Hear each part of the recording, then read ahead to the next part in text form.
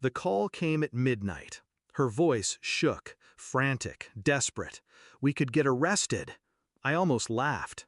Not because it was funny, but because the words tasted like justice.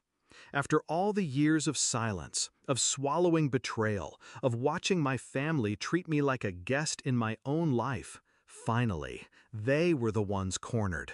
And all it took was patience. That house wasn't just wood and glass, it was mine. The only thing I ever fought for, the only piece of ground I hadn't surrendered to their greed. My beach house, my escape, my sanctuary. I worked 2 jobs for years to buy it.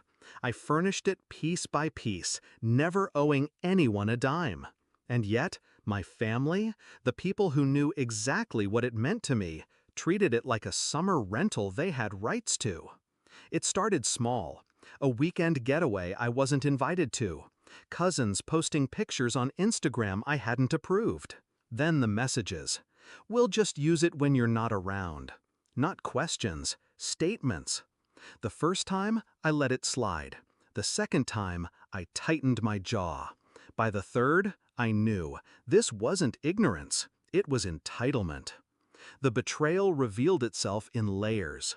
I found a listing, not a casual family stay, an actual online rental posting, photos of my furniture, my kitchen, my bed, booked under my mother's account. She had turned my house into her side business, and they never expected me to notice. I didn't confront them, not yet. Rage is easy. Revenge requires patience. So I waited. I tracked the bookings. I watched as names and dates filled the calendar. Weekends, holidays, vacations. Then I saw it. The jackpot. A wedding. 100 guests. Paid in full. Deposits cleared. Every detail set. I knew exactly when to strike. 2 months before the wedding, I walked into the county office. Calm. Professional. I filed a new lease agreement under my name. Locked in. Legally. Ironclad. 1 month before, I changed the locks. Every door. Every window.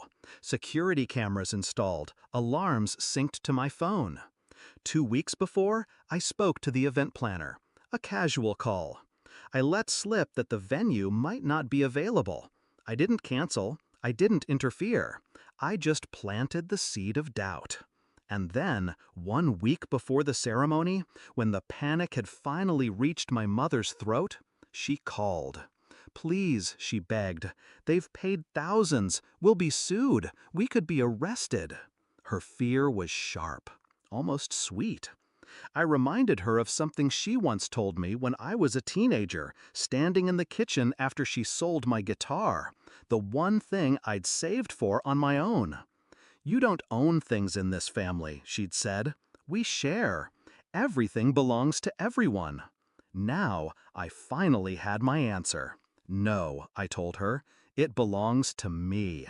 It always did." The fallout was brutal. The wedding party arrived, only to find locked doors, cameras watching, no access. Lawyers got involved. The couple demanded refunds. My mother's reputation bled dry in front of family and friends. She tried to spin it, tried to make me the villain. But the lease was legal. The locks were mine. The evidence undeniable. For once, they couldn't twist the story. The night after the wedding disaster, she came to me. Not screaming, not furious, just hollow. "Why would you do this?" she whispered. I looked at her, steady. "Because you needed to learn that taking without asking isn't family, it's theft, and I don't protect thieves." Her silence was louder than any apology. Now, when they look at me, there's no more laughter at my expense, no more assumptions that my property, my effort, my life are community property to pillage. They keep their distance. Invitations come less often. And when they speak of me, there's a careful edge to their voices, respect sharpened by fear. I don't regret it, because the truth is, they taught me how to play this game. They built me into someone who calculates, who waits, who strikes when the timing hurts most. They thought they could steal my sanctuary. Instead, I turned it into their prison. And every time I unlock my beach house now, every time I hear the ocean against the glass, I remember that phone call. Her voice breaking, terrified of consequences she created. Justice doesn't always come in courtrooms. Sometimes it comes in the quiet click of a new lock.